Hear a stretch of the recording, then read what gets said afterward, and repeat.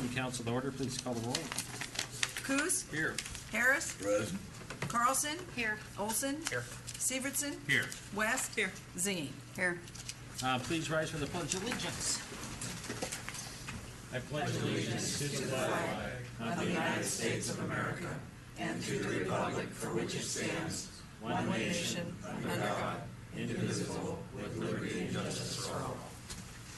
Thank you, everybody. All right. We do have a new business item. Request for the new business item amendment to contract 1321 design services for phase 4 of Berth 1 and 2 replacement, which is the part that we talked about last meeting. It's adding another $12,000 to look at some stuff at the end of the dock down there. Do you guys want to put that under consent, or you want to talk about it?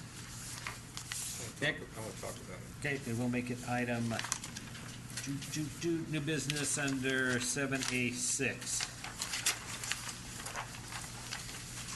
All right. And then, let's see. The only one I saw to, we're not. Oh, persons to be heard. Since I did not see anybody on the list out there, is there anybody here that wants to speak to the council? Seeing none, we'll move on. That brings us to consent agenda. The only item that I had putting down for consent was 7B1 on the award a contract for another cell tower. What about boards and commissions? Boards and commissions we can put there too. All right.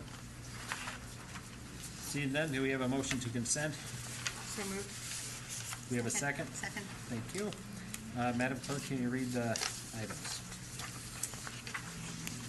Approval of the minutes, regular city council meeting of June 5th, 2014. Appointments to boards and commissions, Mayor Williams. Exempting the procurement of the refabrication and/or repair of the Bailey diesel engine exhaust insulation blankets from competitive bid written quotation requirements, Adams Marine Services. Award of contract number 1428 High Mountain 4G LTE and antenna and equipment placement, ATS Inc., DBA Alpine Tower and Technology. All right. Anybody have a comment? Call the roll. Harris? Aye. Zingy? Aye. Severson? Yes. West? Yes. Carlson? Yes. Olson? Yes. Coos? Yes. All right, that passes 7-0. That brings us down to new business 7A1. Vigor Alaska annual report to the city of Ketchikan and Ada. Doug, do you want to come up and I'd be happy to come up and introduce the speakers. you betcha. That's what I was hoping. My name is Doug Ward, 1354 Bostwick, and it is my pleasure to introduce Mr. James Hamseth, with the Deputy Director of the Alaska Industrial Development and Export Authority, and he will do the presentation. Excellent, thank you. Welcome. I have this overwhelming urge to say good morning, so it's a church thing. So, good evening, Mayor and Council. For the record, my name is James Hemseth. I'm Deputy Director for Ada, and it's my privilege to be here tonight, and I thank you for the invitation to give a brief update on Ada's Alaska Ship and Dry Dock and the performance of Ada. Just basically going through the memo that I submitted on June 10th to both the borough and the city of Ketchikan. I'd like to say, and in fact I more than like to say, I will say that Ada is very pleased with the performance of the yard under Vigor Alaska management, not only the business case and what they're doing to create new business, but their execution of some very, very significant capital projects that have been undergoing for the last year or so and positioning the shipyard for the future. Additionally, we're very pleased with the amount of job creation and the effort that Vigor puts into creating jobs and training of workforce. 2012 audited financials are in place. We're awaiting finals for 2013 fiscal year financials from the shipyard. And while profits have not yet reached the trigger for profit sharing, The trend of profits going on the 5-year average is positive, and it's getting better each year. So we anticipate, we hope, with some luck and some contracts within the next couple of years, we will be in the profit-sharing mode and at the position where the R&R fund, the repair and replacement fund, is full per the operating agreement, so that Ada can participate in profit sharing with both the city and the borough. The trigger is somewhat complicated on profit sharing. It's based on profits that exceed 7.5% in a 5-year rolling average. And if those 5-year average, which is 7.5% of gross revenues on that 5-year rolling average, exceeds 7.5% of the current year, then that triggers profit sharing. And while we were pretty close, we weren't quite there. That profit sharing is further complicated by, once you reach that trigger, 40% of those profits in excess of 7.5% are sent to Ada, and from Ada they move to the R&R account. The R&R account then reaches a certain level, which is under discussion because the shipyard has changed in the last couple of years. So we get the right number, and when that is full, then 20% of the profits in excess of 7.5% are moved to Ada, and from Ada to the city and the borough to be shared. So funds continue to be deposited. The 1% that Ada receives off gross revenues continues to be deposited in the R&R fund, and we are currently in the process of selecting a marine engineering and facility engineer so we can explore what the appropriate value of repair and replacement funds should be.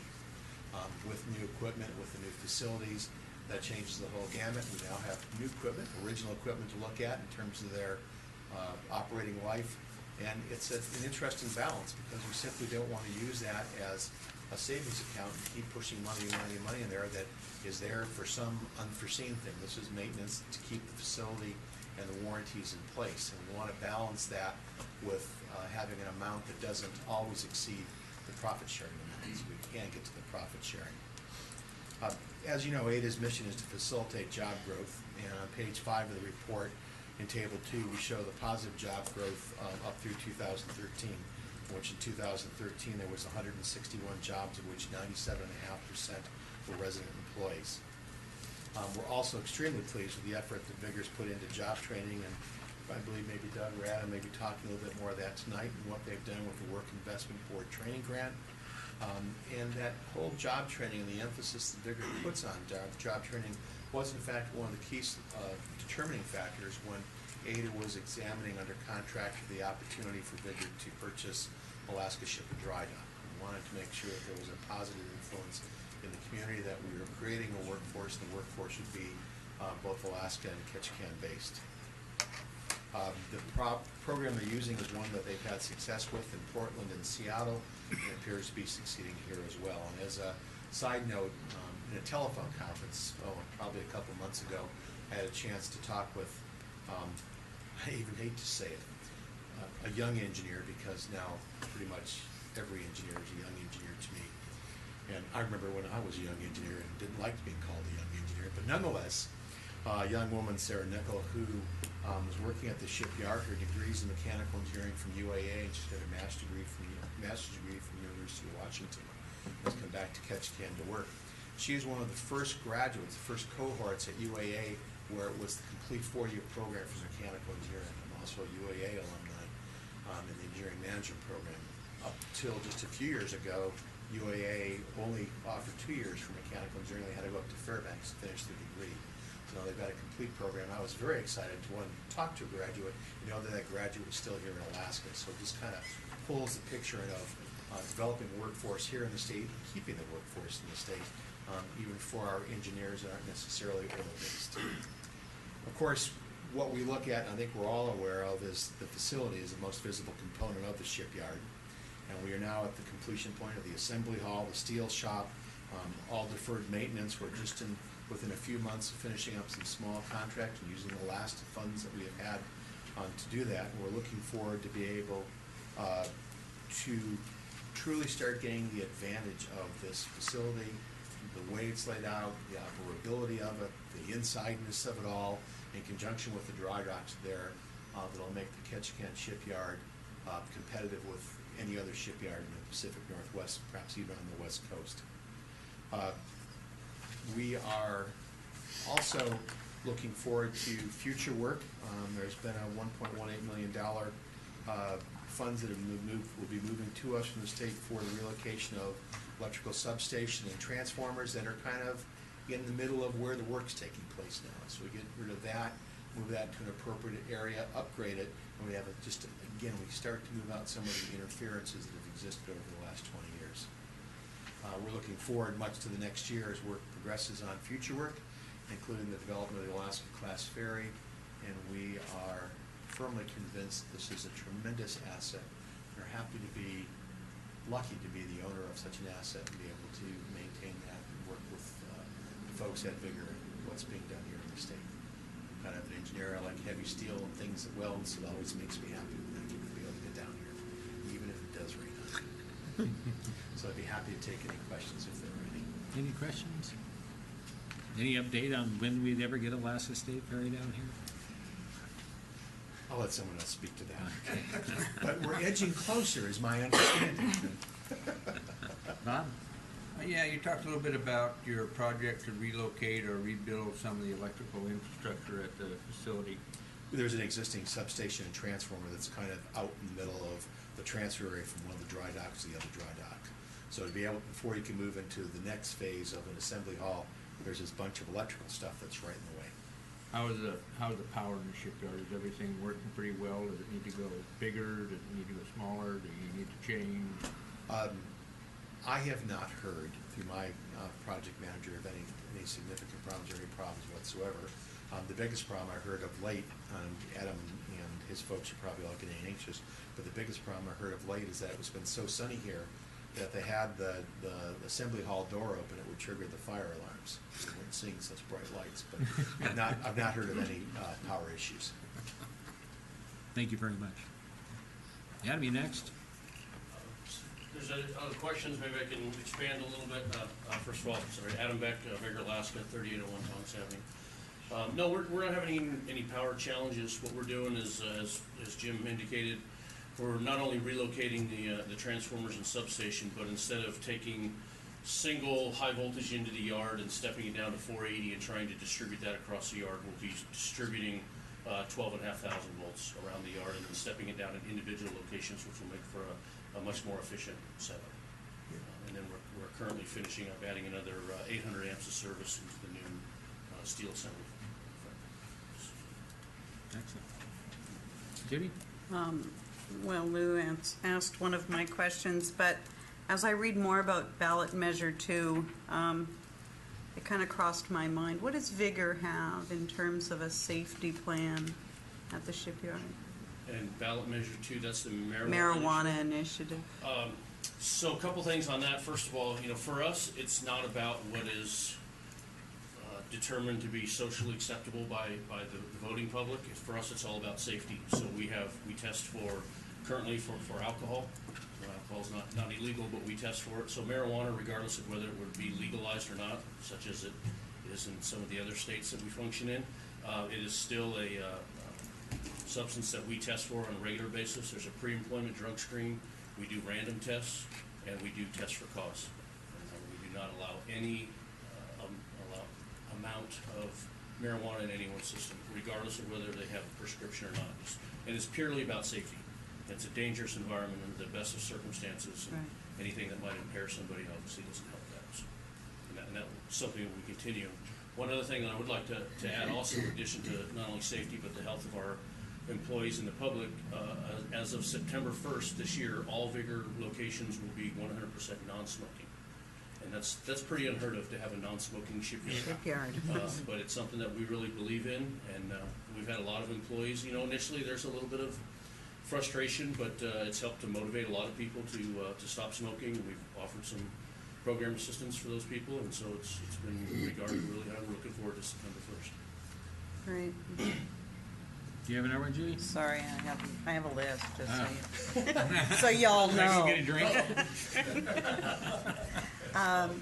I read in the report that Vigor allocated $10,000 for 2014 for humanitarian charities, and I wanted to thank you for that as someone who spends a lot of time fundraising.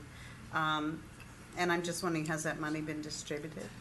So far, we've distributed $5,000 of it to 5 individual charities. And then the remaining over 5,000 actually we have a committee that determines where those funds go. And Kristen Gillard, one of our employees, is the chair of that. And she just told me today that they approved the additional 5,000 is going to go to the Ketchikan Community Foundation endowment.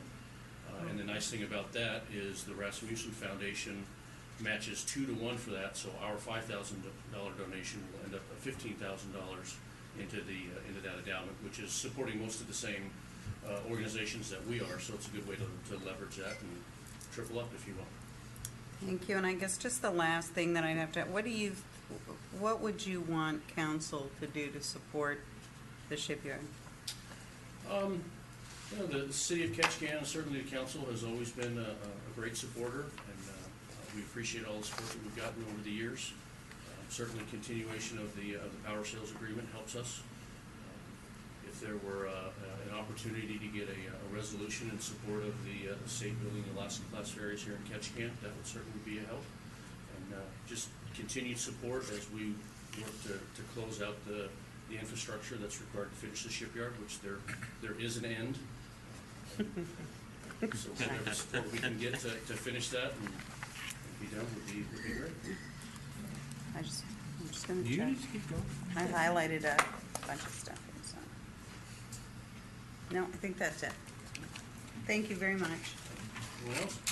Thank you very much. Maybe, if I could, just to expand on the question about the Alaska class ferries, we're currently working with the state DOT under a professional services agreement, providing them engineering review, estimating support, and we are in, I think even as the governor said the other day, it would be fair to classify them as active negotiations. And whereas we had hoped to have been building ships by this summer, we're still getting some of the final contract documents and the final engineering drawings. We have a big milestone due to the state tomorrow, and hopefully we'll have a contract in place if we're successful here in the third quarter, with construction still planned to start by the end of the year. Excellent. Hope it works out. Thank you very much. Yeah, may I just You bet, Doug. Yeah, thank you very much. And I just want to close out just to say that one of the goals of the shipyard has been to attract new private investment to Ketchikan to either expand existing businesses in the marine industrial support sector or to attract new businesses to town. That's beginning to happen. And we're also attracting new talent to town as well. And I just want to take this opportunity to introduce our new general manager, Mike Pearson, and his wife, Nicole, who just got a job with Women in Safe Homes. So we've got some new talent coming to Ketchikan, and that's part of what the proposition was in building this infrastructure, was to grow our economy, grow our population, and grow our opportunities. So it's all starting to work. Thank you very much. Thanks, Doug. Welcome. Doug. Good to see you. All right, that brings us down to new business 782, budget transfer adjustment of general government and KPU non-represented employee health insurance contributions. Now, this one, Matt and Bob, you guys have spouses that are under that? Yes. Okay, so it'll be everybody else discussing it except those two. Do we have a motion? Your Honor, Go ahead. I move the city council authorize the city manager, general manager to transfer funds as may be required from appropriated reserves of the various general government and KPU operating funds to revise non-represented employee health insurance premiums to approximately 10% of the annual premium as detailed in the Human Resources Manager's report dated April 23rd, 2014. Do we have a second? Second. Moved and seconded. Marty, you can start. Was this the one that, Dick, you had the questions about? Yeah. Okay, why don't I just let Dick do it, because I don't really have any Oh, big well. things to say about it. Dick, do you want to start? I guess my main questions were, if we were to deal with this item and the next item in a manner that we could have some real budget problems here in a few years. And I think that if everybody read what Carl and Bob sent to us, we can see where those are, we can see what they are, and it really concerns me, because that means we're gonna raise taxes or we're gonna raise rates. And so how do we want to manage it? I mean, it's out there for us to think about, and, you know, do we, on this one here, do we go down to 10%?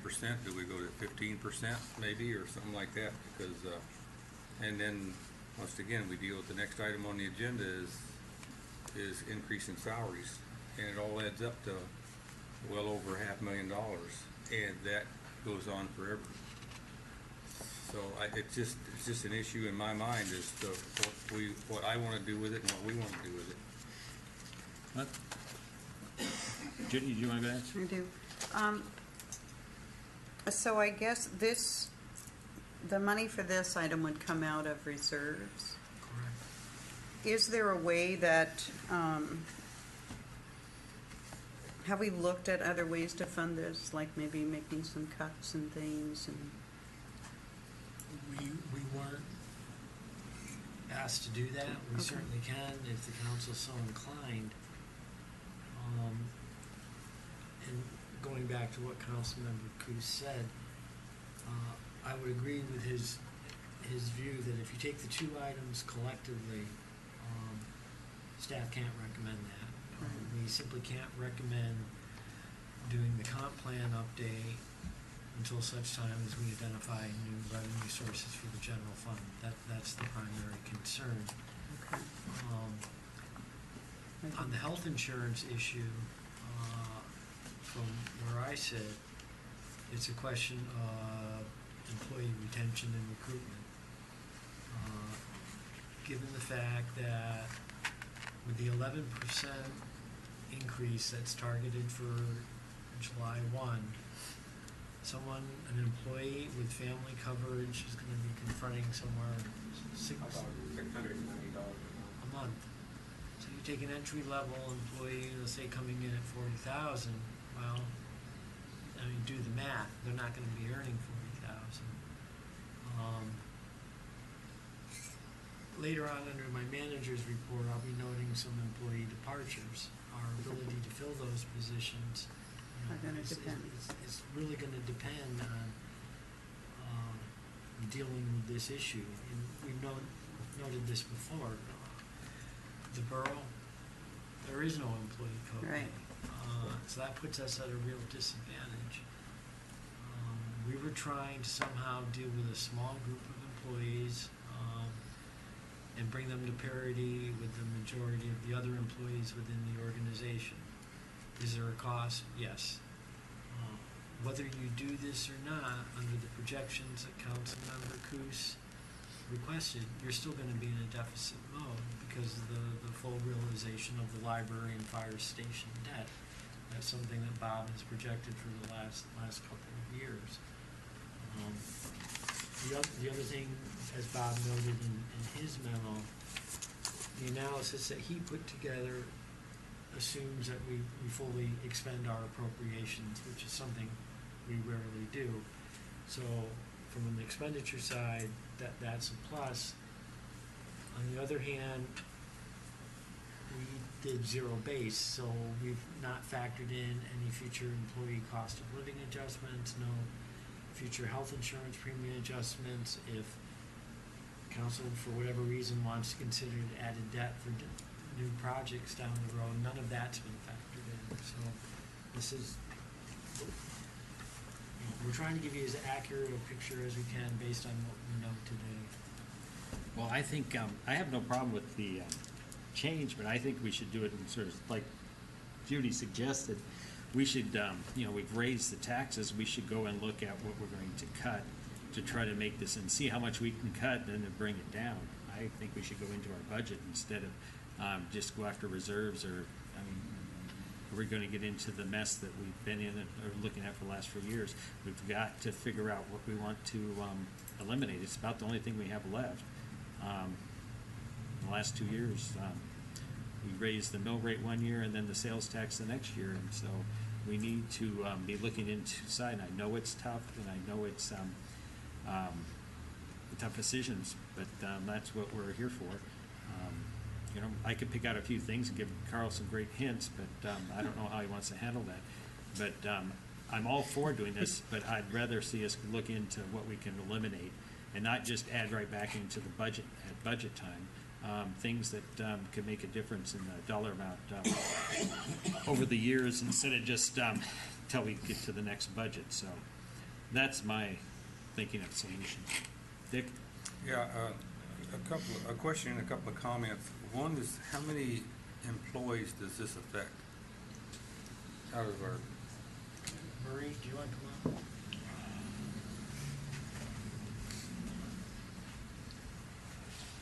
Well, I was at about 77, Actually, it's 73. 73, and that's out of a total of how many? 326. Out of how many? Total employees we got? Total employees, I think we have 290, 270, somewhere in that range. Okay. Okay, that was my question. Now, my other comment is I know Carl made the comment about keeping employees and having opportunities, and I fully agree with that, but as I looked at the memo from Maria that showed why people left, that didn't tend to jump up as a big one in the numbers, unless I can read it, unless I'm reading it wrong, and 21 and 25 said they'd come back and work for us. So was compensation and so forth, was that an issue or not? Then I'm gonna throw out one more thing. What if we did this for people up to $80,000 and the people over that didn't get it? Is that legal? I don't think we want to do that. Well, like Anybody Carl else? I said, mean, the if young, we're gonna do it, shouldn't we like do Carl it said, at the ones cost? that coming in fresh, young, they can't afford it. The ones that above it can afford it. I would caution the council against that kind of approach, because it's gonna be a real morale buster. Okay. That's normal human nature. Mayor Williams, going back Yes. to your comments, you know, we can look at cuts if that's the desire of the council. But I've been through this exercise with the council a couple of times in the last We're only looking for years. 180. I can help pick it up. And I'd want direction in advance if you want me to look at employees, positions, or is that off the table? If you have some positions that are not filled, especially the ones that we talked about during budget time, and Judy brought this up to me, how many are those filled, and if we haven't filled them by now, do we really need them? I mean, so you can look at that way. We got that one program where you guys do all the walking and health, and we benefit all that. I've I'm never been a I'm supporter just of it. I can seeking- help you. That's a 30,000 to how many thousand a year? I'm just seeking direction. Mr. Okay, Mayor. I think we should take a firm look at that. And I'm all for reducing that, but I think we should look inside instead of out. Anybody else? I think this is something that we should really look at. All I'm asking is, the question, and just generally, was, is there somewhere else that we could take this instead of taking it from reserve? So would there be some other areas that we could tweak so that we wouldn't, because I know that folks are gonna say, well, you raise sales tax, now all of a sudden you want everybody to get a raise, and you want, to pay them all more health insurance. And I'm just saying, have we done that homework first, is what I was asking. I can recommend a series of cuts that I, as manager, believe would be appropriate to fund this. I know going into that exercise that those cuts are probably not gonna be endorsed by the council, because I've recommended them in the past, and the council has not signed off. Okay, be it employee cuts or program cuts. There hasn't been a lot of desire to lay people off in the past. Now, if you want me to look at vacant positions, I can do that. But I can tell you, I have a vacant contracts grant administrator position in Public Works that we haven't been able to fill, and work isn't getting done. And I can't ask my people to pick up anymore because they're putting in 60, 70-hour weeks now. That's just the reality of the situation. Carl, we have millions of dollar budget. We can find at least 100 and some thousand, I think. Mr. Mayor, I'm not disagreeing. Okay. I'm just looking for Well, I don't think direction it's on gonna the stop parameters. the workings of the universe here. I mean, I think that's pretty low. Usually we're asking for a lot more to be cut, so. No, Yeah, go ahead. I just wanted to say that, I think it's a slippery slope that we're going down here though as well, because it's 180-some thousand this year. And then what happens next year because the cost of health insurance on average goes up about 15% a year. So then that's not 180,000 next year, it's, 15% more, and so on and so on, and it just keeps rolling forward. So what we cut now to reach that 180-some thousand, what do we cut next to reach the 200,000? And then I'm just playing devil's advocate that it's, once the snowball starts rolling, there's no end in sight. But with that said, I agree with what Judy said as well. I mean, we've raised taxes and we've, made some unpopular decisions on some rate increases and whatnot. I hear what Carl's saying about employee retention and the ability to get employees, but at some point we're going to just spend ourselves into bankruptcy, and that's not going to be helpful for anyone. So I hear that Carl has said he's brought programs and cuts to us before and they've been unpopular. Can we think outside the box and look at other options from what evidently we keep turning down? Instead of just recycling the same options to us, can we look at options B and C now? And just keep, turning over rocks until we can find some appropriate things that we can cut back on so that we can contain costs. Carl, did you want to answer that? If the direction is that you'd like me to find 183,000 cuts to fund this initiative, I can come back at the next council meeting with proposed cuts. But not just with the same ones that we've been apparently looking at over and over. I understand. Okay, well, the motion on the floor is the one we have right now. Does anybody want to defer this until Carl brings the information back or not? Yes. Do we have a motion? I make a motion to defer this until we have more information back from Manager Carl. Second. We're deferring that to the next meeting? Yes. Is that enough time, Carl? I believe it will be, Mr. Mayor. Okay. Call the roll. West, Yes. Olson, Abstain.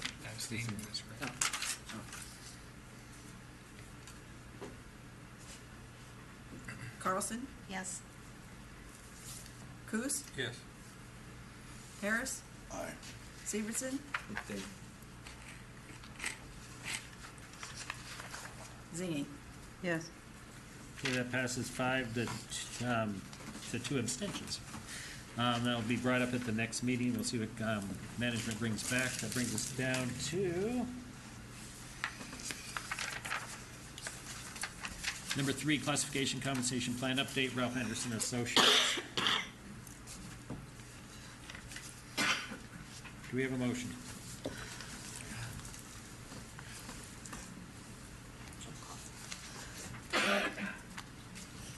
There's Matt and I be able to speak to this one. Your Honor? I think so. I didn't, let's go for it. I move the City Council direct staff to take such action regarding Ralph Anderson and Associates update of the city's classification and compensation plan as determined appropriate by the City Council. Second. Moved in second. Marty? I don't have a lot of conversation on this to go around. Dick, did you want to add anything? Everybody saw the piece of paper, and I believe in the memo, the cover memo, Carl said that they were not recommending to move forward at this time, so. Anybody else want to add to it? This is for the overall compensation plan. There was some discussion at the last meeting there. No, you go ahead. About bringing those people that were under, or were 10% out of compliance, up to a parity or close to that, and try to get equity throughout the whole plan. I forget what that particular cost was for that. Rather than try to do the big bite of taking everything at once. But I think there are some inequities in the plan right now, if I remember, that there's some people that are more than 5 or 10% out of the classification. Is that correct, Marie?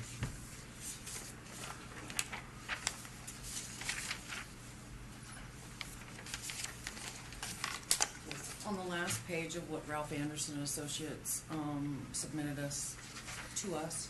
It's a 10% or more, below medium. The cost for both city and KPU would be approximately $35,000, $35,397.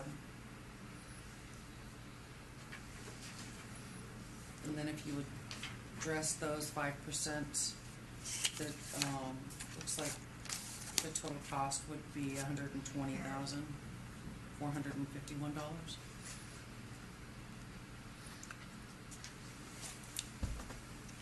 What page was that on, Marie? I'm sorry.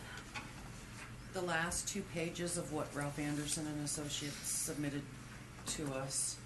Is that in your They've got the appendix? total implementation cost for 5%, and its total cost is over here. So in the slides? Yeah. Okay, thank you. Yes. Page 74 on that. Like that. Anybody else have anything else? Your Honor, Bob and I are allowed to Oh, comment on this? you Is that- bet. Okay.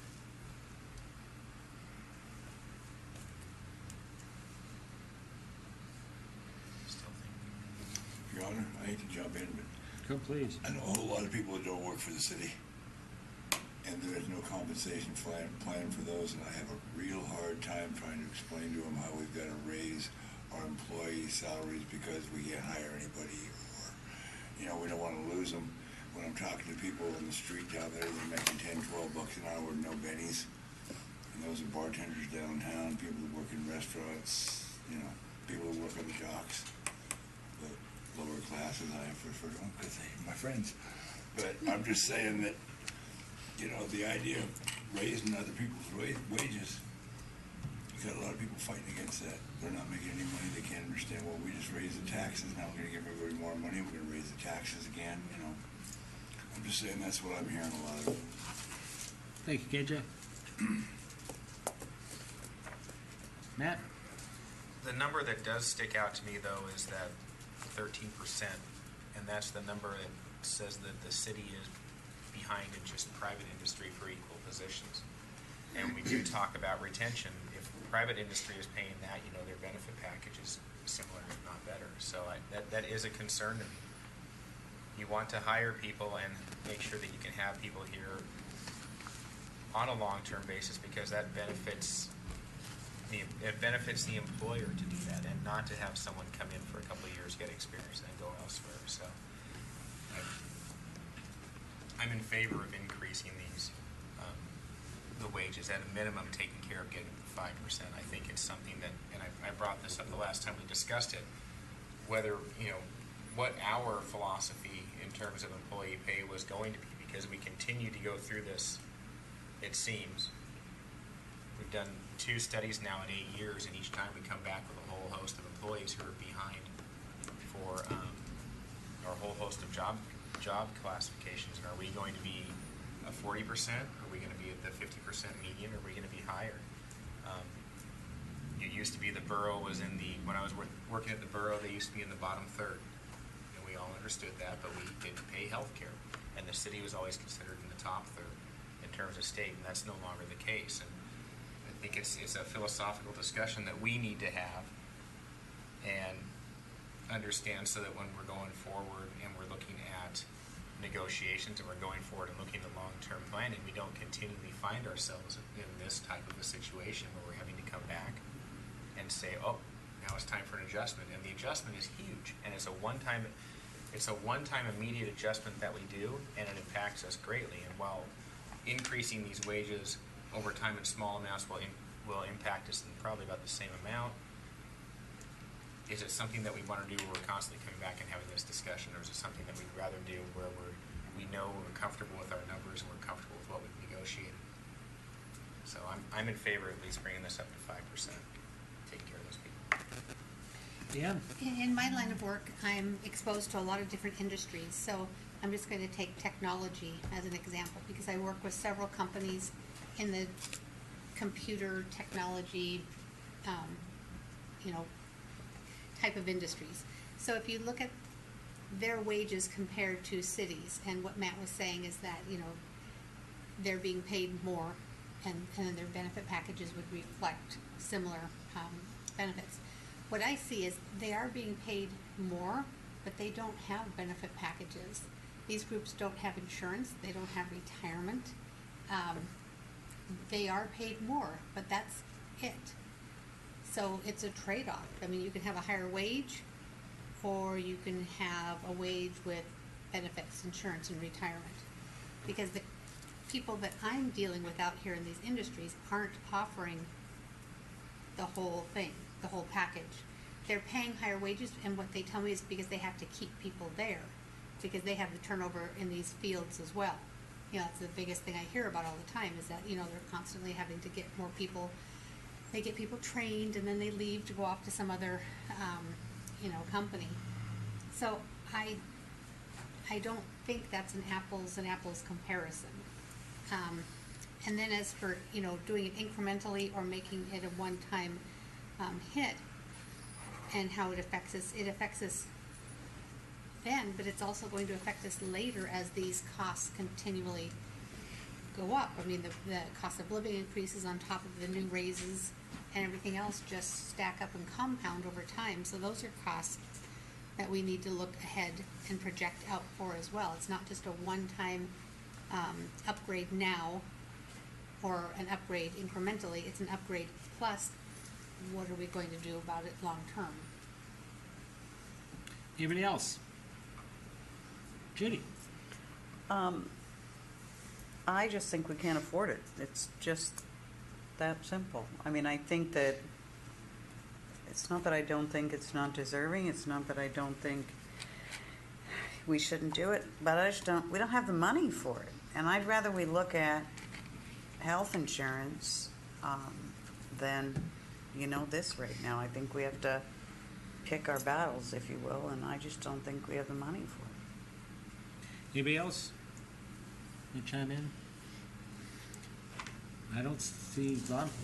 Do you think this is more an item for discussion at budget time? I think it'd be a great time for budget. Should we defer it until budget? You bet. Make a motion. I move that we defer this compensation until budget. Second. Who didn't second it? Call the roll. Severson, Yes. Coos, Yes. Zingy, Yes. Harris, Aye. Olson, No. West, No. Carlson. Yes. Yes. Okay, that passes 5-2, brings us down to 7A4 amendment and limited notice to proceed. Number 3, contract 1338 pre-construction services for Ketchikan Medical Center expansion project. Do we have a motion? Yeah, Your Honor. You bet, Dick. I move the city council authorize amendment and limited notice to proceed number 3 in the amount of $320,140 to contract number 13-38 pre-construction services for the Ketchikan Medical Center expansion project between the City of Ketchikan and Layton Construction Company Incorporated Dawson Joint Venture, increasing the contract amount from $7,885,823 to $8,205,963. Authorizing funding from the Ketchikan Medical Center expansion project capital account and direct the city manager to execute the contract amendment and limited notice to proceed on behalf of the city council. Second. Moved and seconded. Dick, do you want to add anything? Nope. Secure bill. Carl, this is for, you said they're ordering some stuff with this amount ahead of time.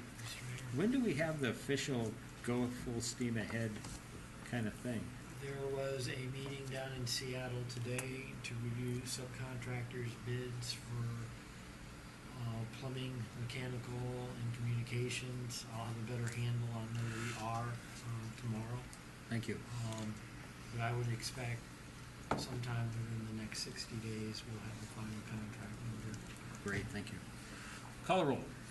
Zingy, Yes. Coos, Yes. West, Yes. Harris, Aye. Severson, Yes. Olson, Yes. Carlson. Yes. Okay, that brings us down to 7A5, contract 1250 amendment 2 agreement for professional services for Peace Health Ketchikan Medical Center project management, Dow, HKM. We have a motion. Your Honor. Go ahead, I Bob. move the city council approve amendment number 2 in the amount of $1,801,000 to contract number 15-50 agreement professional services for Peace South Ketchikan Medical Center project management between the city of and Dow HKM, authorized funding from this Public Health Department's Ketchikan Medical Center addition and alterations capital account, and direct the city manager to execute the amendment on behalf of the city council. Second. Moved and seconded. Bob? Nope, I have nothing. All right, those, watch over. Call the roll. Carlson? Yes.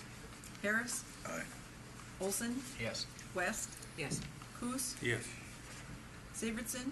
Yeah. Zingy? Yes.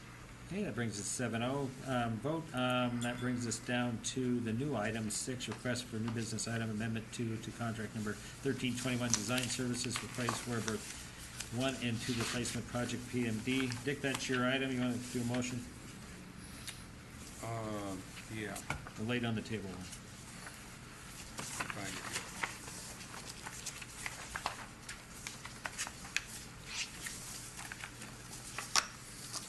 I move the city council approve amendment number 2 to contract number 1321, design services for phase 4 of Berth 1 and 2 replacement project between the city of Ketchikan, PND Engineers Incorporated, and the amount not to exceed $12,000, bringing the total contract to $206,500. Authorizing funding from Berth 1, 2 replacement capital account and direct the city manager to execute the amendment on behalf of the city council.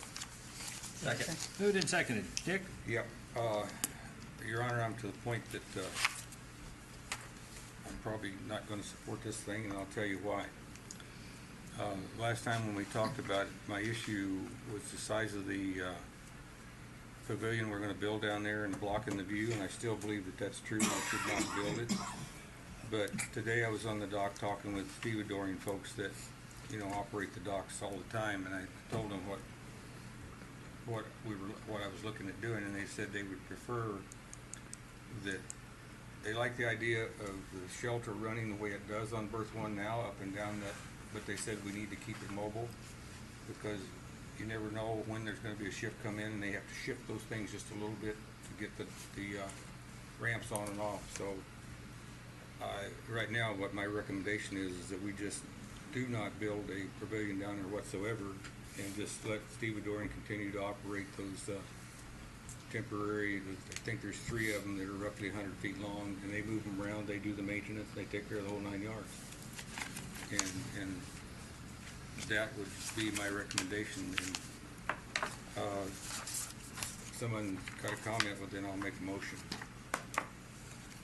Anybody want to comment on the motion? Because my motion is going to be that we eliminate that pavilion from that project. Okay, well, the motion on the floor right now is what you read.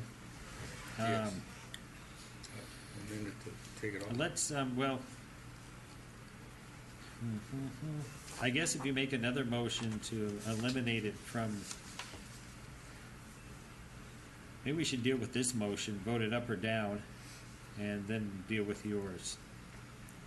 Because if they don't vote it down, we're moving ahead and looking at it. If they vote it down, then we're looking at the same thing, nothing happening down there. What does the count? They're still designing a pavilion down there, and I think we should stop the design on the pavilion and not build it. That's, Well, no, right now we didn't we halt the design of the pavilion, Carl, in our last meeting? And this is to relook at what to do to replace it? You kept design at 60% for the pavilion and told us to look at alternatives. Okay. If this motion is defeated, and then if council member Cruz makes a motion to delete the pavilion, and that passes, we won't do the pavilion. That's simple as Okay. that. All right, let's vote on this one first. Matt? I just think it's important that we have the design elements in place, we understand, because there might be some other way to do this rather than something that's as mobile than what we have now, but I think it's better to have options rather than have no options. Okay. Anybody else? Okay, call, oh, Bob? So we're at what, 60% design now? How much have we spent on getting to 65% for the pavilion portion of that? I don't have that kind of So, breakdown. I mean, really, to bring it to 100% probably isn't a substantial amount right now. Because I think all the foundation work, the majority of, Probably not to bring the existing design. If you want to look at options before you authorize approval of the final designs, then the amendment should be passed. And then when we get to 90% design and you opt not to build the pavilion, we can just delete it at that point, if that's what the council wants to do. Dick? If we leave the design in, then we need to figure out a way to give direction to minimize the size of that tank and minimize the impact.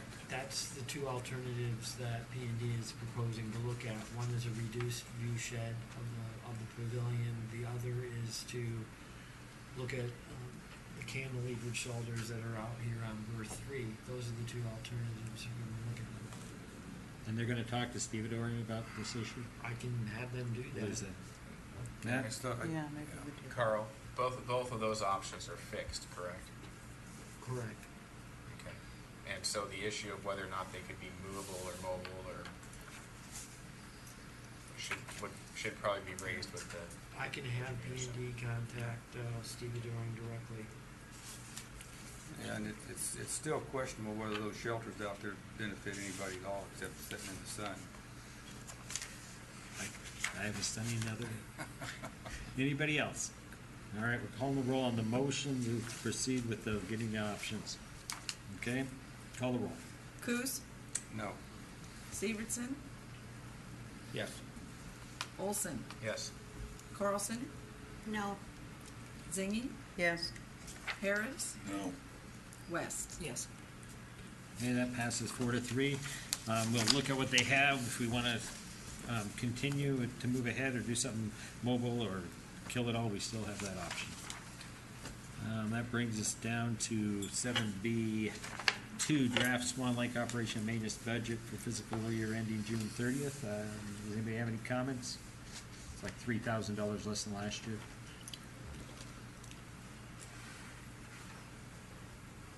Need a motion? Oh, yeah, thank you. Your Honor, Go ahead. move that City Council approve the draft Swan Lake operation and maintenance budget in the amount of $816,828 for the fiscal year ending June 30th, 2015, and authorize the general manager and electric division manager to present the proposed spending plan to the Southeast Alaska Power Agency. Second. Moved and seconded. Any additions, Bob? No, and again, this is a draft budget that'll go to SEPA, and then they'll go through that at their next board meeting and either add to or delete to and discuss with KP what needs to be done. Thank you very much. Call the roll. Harris, Aye. Zingy, Aye. Severson, Yes. West, Yes. Carlson, yes, Olson, Yes. Coos. Yes. All right, that passes 7-0, brings us down to 7B3, professional service agreement for additional watershed coliform studies, CH2M Hill. Your Honor, Go ahead, Bob. move the City Council authorize the general manager into a professional service agreement with CH2M Hill, at the cost of $31,000 for the additional watershed coliform studies as detailed in the May 14, 2014 correspondence of Floyd Dameron, and approved funding from the Water Division 214 Management and Consulting Services account number 640.04. Second. Moved and seconded. Bob, do you want to add anything? I don't know if John wants to speak to this or any of it from Carl, but we have a known condition going on up there, and we're trying to better identify it and move forward with whatever we need to do to try to, correct some of this. But having seen all this thing as we go forward, one of the things I would like to see at some point is for our management, our water division to, over the next couple of months, 3 months, whatever it is, to look at what filtration would look like for us. I know that there's a number of different issues with trying to site that. It's going to be a fairly large facility, and we're on a small footprint where it exits out of the tunnels. So I don't know if there's existing facilities such as the electrical warehouse or the water warehouse would have to be relocated for a filtration issue to go in there. I'm not suggesting that we put it on Walker Field, that isn't gonna work very well. Or if it's gonna have to be up at Fawn Lake, but I think that we need to start at this particular point to start looking forward, because as we're doing here, we're doing filter avoidance, but I don't know if we're gonna continue with that, given the situation that's arises. And so I just want kind of a high level, I don't wanna get into a detailed study, but I want some kind of an idea of what we're gonna be looking at. We certainly can do that, Mr. Mayor, and I would like to speak to this just briefly.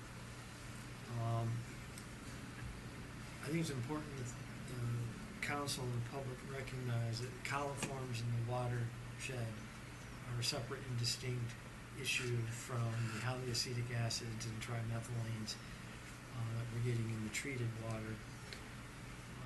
This is just as critical an issue, though, in that I think out of the last 15 months, 10 of those months, we have not met federal standards, and we basically are out of compliance with our administrative order that allows us to avoid filtration. So moving forward and engaging ADEC, who now has regulatory control of this issue, is important. And we need to demonstrate that we're engaged and we're looking for a solution, and that's why this is coming forward. At the same time, I want to advocate for full disclosure, so I want to make the council aware that at the next meeting, you'll be getting another proposal from CH2M Hill back on the chloramination issue. Our initial test results since we started chloramination are in, and we are below federal thresholds, but we are close to those thresholds. And as you all know, when the temperature gets warmer, that's when we start to see our real problems.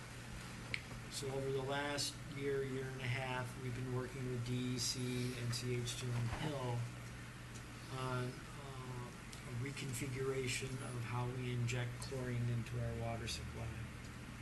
And we're going to be bringing that back to council such that we're going to reduce, and this is layman's terms, we're going to reduce the amount of chlorine on the front end, and then we'll make it up on the back end.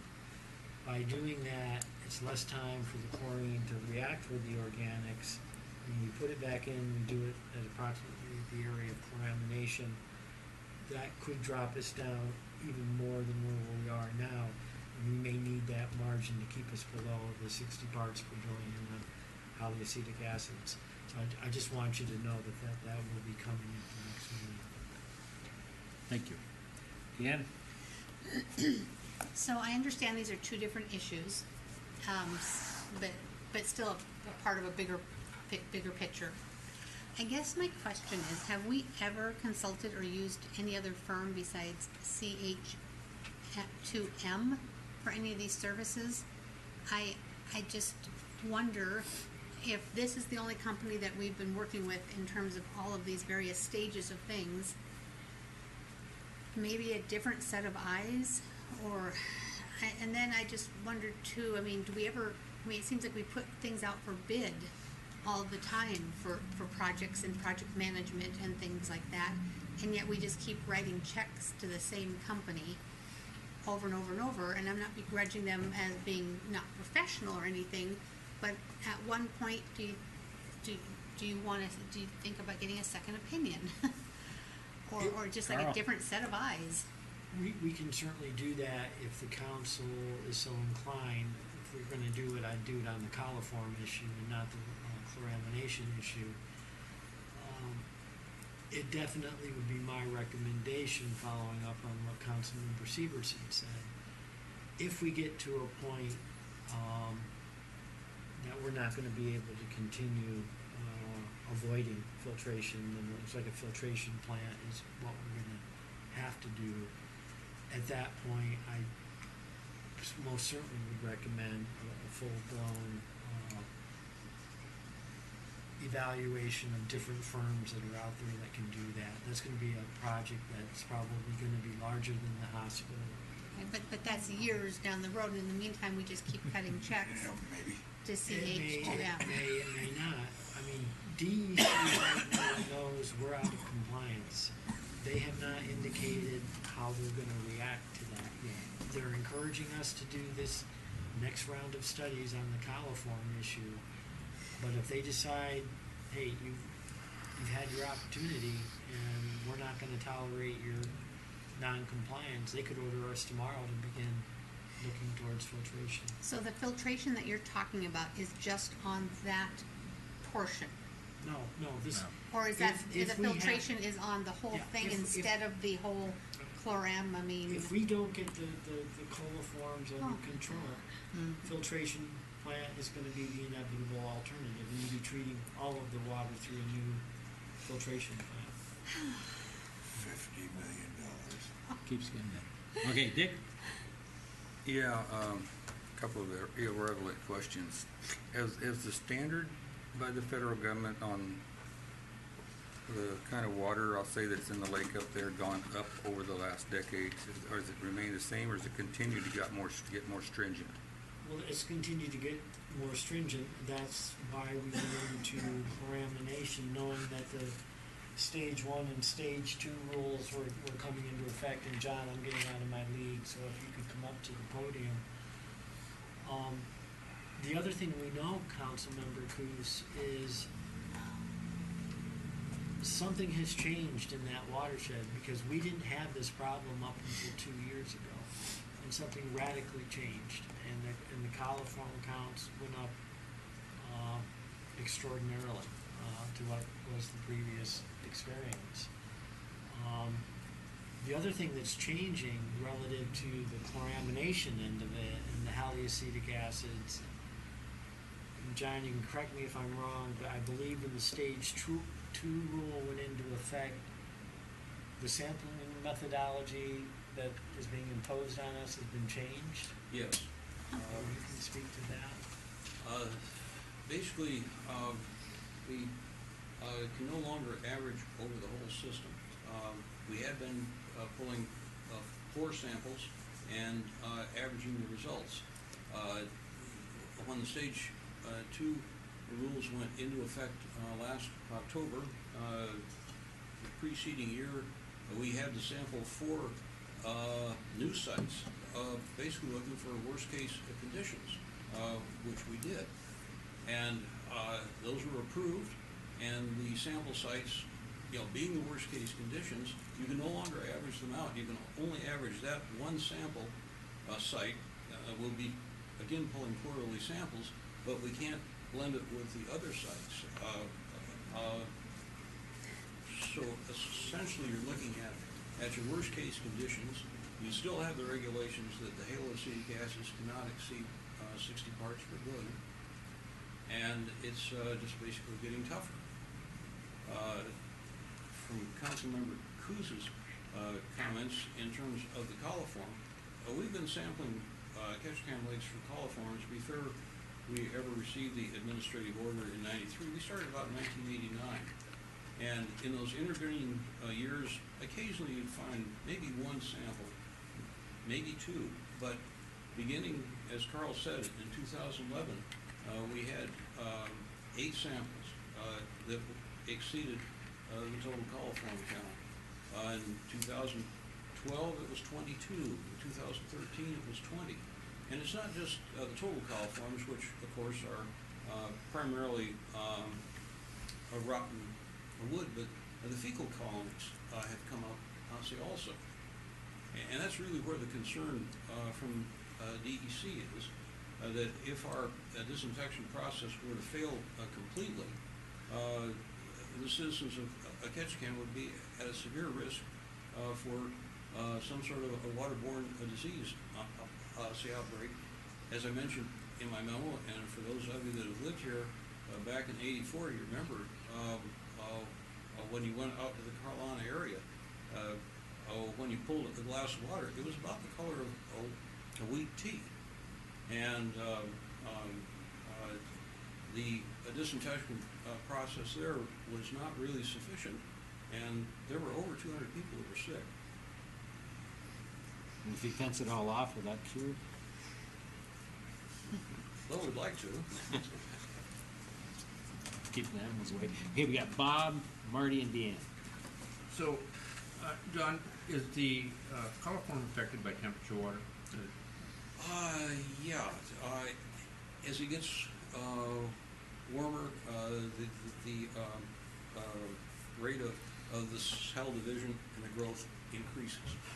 Well, we've seen kind of a warming tendency in some of our temperatures here, the lack of snowpack, that type of stuff. So the lake temperature, do you know, have they come up dramatically?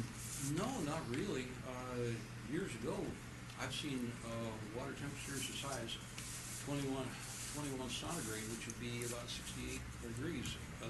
That's one of the reasons we fenced off, let's say, Fawn Lake. People go up there and go swimming. Thank you. Marty? The study that's being recommended, will that just look at how to deal with whatever's up there, or will it be looking at the cause of what's up there as well? Well, we'd like to identify what has caused this change since 2011. You can see from the study way back in the back there in Appendix D, where they pulled samples from the Granite Basin, they pulled samples from Fawn Lake, they pulled samples from Ketchikan Lake, but most of the samples that were high for fecal coliform were coming from the Granite Basin outlet. We'd like to spend some more time in sampling because there are certain conditions where Fawn Lake can, if you've got a lot of flow coming out of Granite Basin and the electric division's not really running hydrogeneration hard, then Fawn Lake, if it's in higher elevation than Ketchikan Lake, you're actually getting a backflow situation. And we'd like to get some better information. There may be something that's occurring in Granite Basin that's particularly during the warmer summer months through this backflow condition is causing a problem. Now, it won't be acceptable to the electric division, but there may be times where it would be in our best interest to not put Granite Basin water into Fawn Lake. It sounds complicated, and it is, but we've got to get a handle on this. Anything else, Marty? Have we sampled lots of lakes around here, or are we having the same problem in other lakes? I mean, it seems unlikely we would just go around sampling lakes, but just in case we have. Well, we haven't sampled other lakes.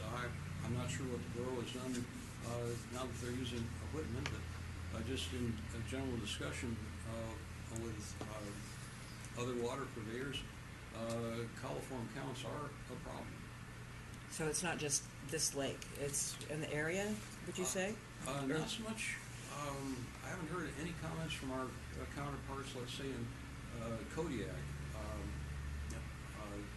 They do have coliform problems, but they know the cause, and they've been able to string rope across this small reservoir to keep the geese from the land there. They said their problem was geese. Ours could be too. Deanne? Marty asked my questions. Thanks a lot, John. Oh, Marty, Matt? I just have one more. I'm looking at the graph on page 1-2, and it's the one showing the violation months, and it appears that the months are in the winter. Is that looking at this in the coliform samples, it appears when we're violating these with our samples are in the winter months, so beginning usually in looks like September, October, and then going through March. Well, yeah, because you're looking at a rolling 6-month, say, average. Really, your high months begin in June, July, August, and sometimes into September. But because you're running that rolling 6-month average, it's not until, for instance, you get to December that you get the June high count. And so, even though it's across a 10-month period, it just takes that 6-month elapse to get rid of the high months as you're computing. Okay. All right, thank you. Thanks, John. All right, we're back to the motion. Let's call the roll. Zingy, Yes. Coos, Yes. West, Yes. Harris, Yes, ma'am. Severson, Yes. Olson, Yes. Carlson. Yes. Okay, that passes 7-0. That brings us down to vouchers. Do we have a motion? Your Honor? Go I ahead. move we approve vouchers to the Ketchikan Daily News in the amount of $3,253.37. Second. Moving in second and call the roll. Take your time. We haven't- Carlson, Yes. Harris, Yes, ma'am. Olson, Yes. West, Yes. Coos, Yes. Severson, Yes. Zingy. Yes. Okay, that brings us down to manager's report. Carl, do you have anything to add? I do, Mr. Mayor, I have several this evening. Okay. Relative to the manager's report on contract 1415, the asphalt patcher bid, after further evaluation relative to employee safety, we are electing not to move forward with the acquisition of that equipment.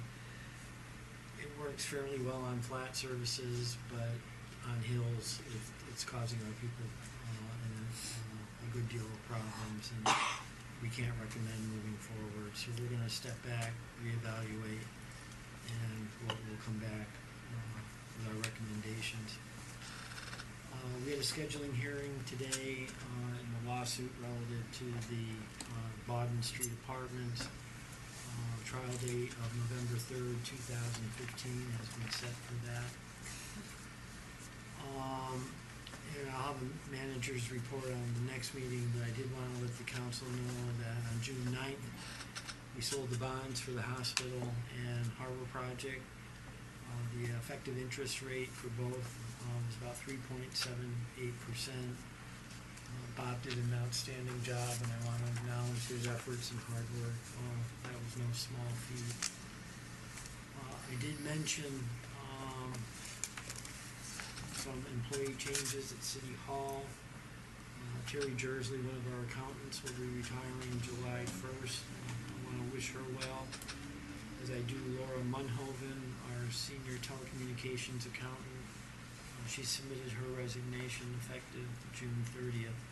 So we're actively recruiting for those positions now. And this will come in a formal report next 2 or 3 meetings, but I think it's apropos just to give a heads up.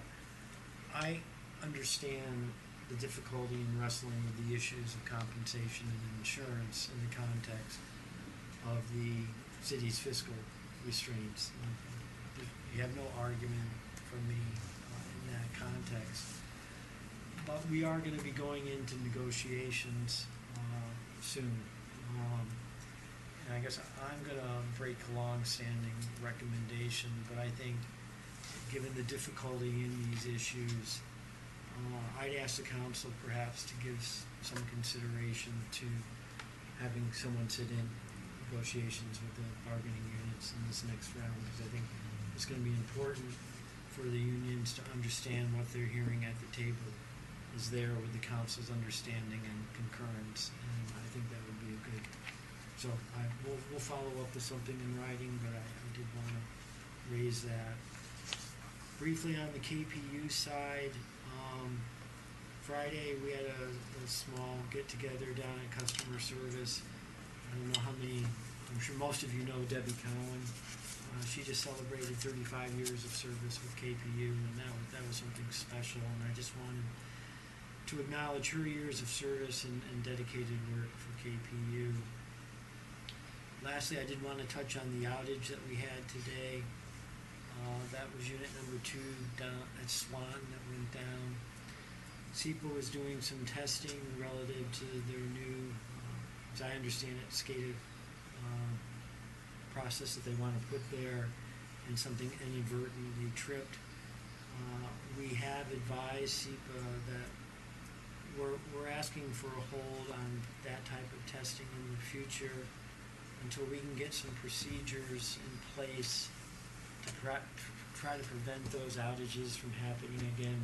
Wrangell was hit pretty hard too, and I understand we're in our prime commercial season, and if the cash registers aren't taking money in, that's a problem for us. They were fish processing up in Wrangell, so we want to try to, avoid that kind of thing. So we've made that request, and I think SEPA will be responsive.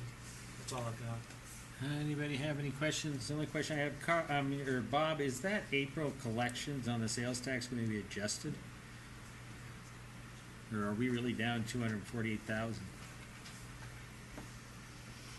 The good news is, no, we're not down yet. Okay. It's a timing difference. It just depends on when the sales tax receipts start collected by the borough. Thank you. I thought you'd have a great answer. Anybody else have any questions? All right. That brings us down to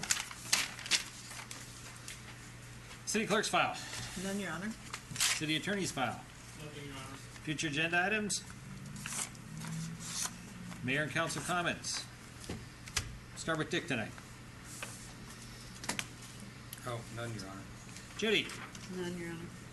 Deanne. None. Nice picture in the paper. Matt. I'm gonna make up for the. All right, go for it, We bud. know. I know, so. The library discussion that we had in terms of funding from the borough and funding for the out-of-city residents was very interesting. And it prompted a lot of thought in my part. There was a lot of discussion about voice in terms of people not having the opportunity to vote. My father chose to live in the borough for various reasons, one of which was because his local government was not going to tell him what to do, and he was going to tell it what to do. And I find it very interesting because you express your voice in terms of where your vote's going to be taken when you choose where to live. And I was raised that way, and it was very interesting to hear the discussion about that. Another comment that was interesting to me was there were a lot of comments about double dipping on not borough residents, but outside of city residents.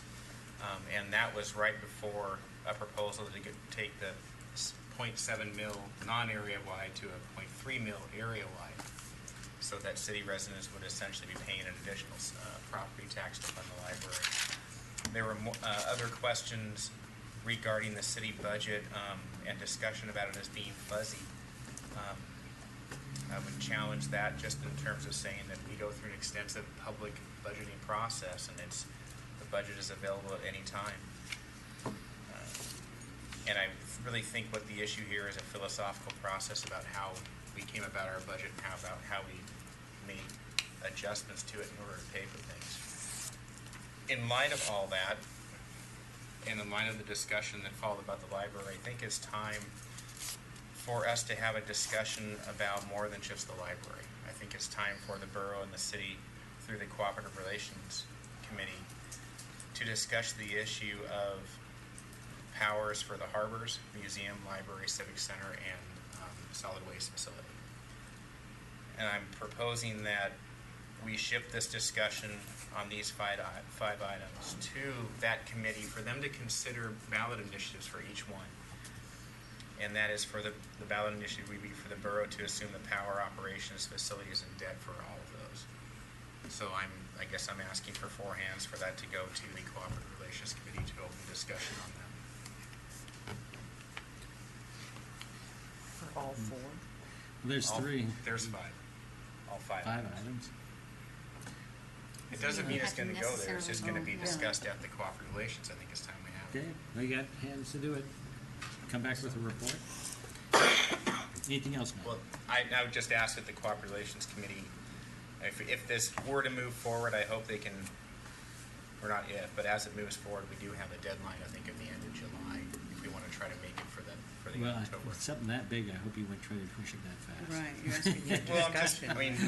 we have a free one, or not a free, but we already have one planned, and if we can do it. It might not be that all 5 come on there, but I think it's time that we start having these discussions and looking to moving these Well, forward. when you have the discussion, make sure you come back to the council and boroughs and talk about it. No, absolutely. I mean, to me, and this is where I was going next, we wouldn't consider these unless they came out of the Cooperative Relations Committee recommendation is positive for each one.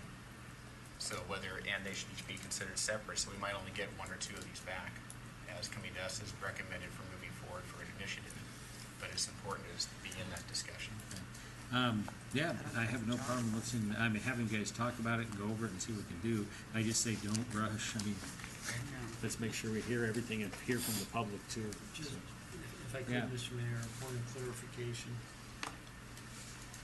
I'm assuming Councilmember Olson's intent is for the borough to assume those powers on an area-wide basis. Yes.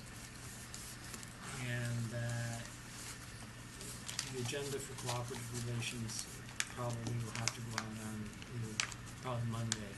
So I'm not gonna have time to put together an extensive report.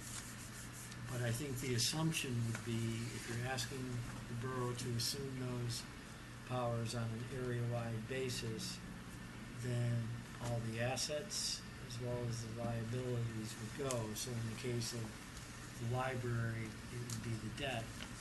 In the case of the solid waste, it'd be solid waste reserves would be going with them.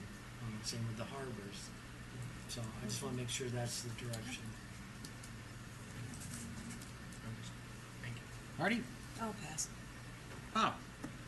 Yeah, I'd like to thank all the people that came out and spoke in favor of the library. It was pretty touching to hear some of the comments they had about what a difference it makes in their individual life. And again, like Matt said, it was an interesting discussion, and I think it opens that door to the fact that we all live on this island and we have maybe too much government, and the thought of consolidation still came forward. And whether it would be more efficient, I'm not so sure it would be more cost effective, but it's really something that needs to be looked at again. Because a lot of times when we get in these situations, they're not really productive. And as we look at the services that the city provides that may be area-wide services, you gotta realize that some of those are tax-based and yet some of them are revenue-generating also. And whether they be area-wide or city, they pay for themselves through user fees, that I think works for the whole borough. I don't think that's too much of an issue. It's just a discussion. Okay, Jim? No, sir. All right. I really had nothing tonight. Had some nice ideas. Can't wait to see what the kind of discussion you get on all that. You're welcome to attend. What do you call it? But it is just a 4th of July is discussion, coming right? up, so make sure you guys are all ready for that. And Governor's picnic. Governor's picnic. And I'm trying to think of anything else that's popping up here before our next meeting. We meet on the 3rd of July, so right before the election. Hopefully it's not going to be, right before the 4th. Hopefully it's not going to be a gigantic agenda, Carl. You're gonna have the insurance issue then. That's fine, that's one item. Do we have a motion to adjourn? Yes. Thank you, everybody. Wow.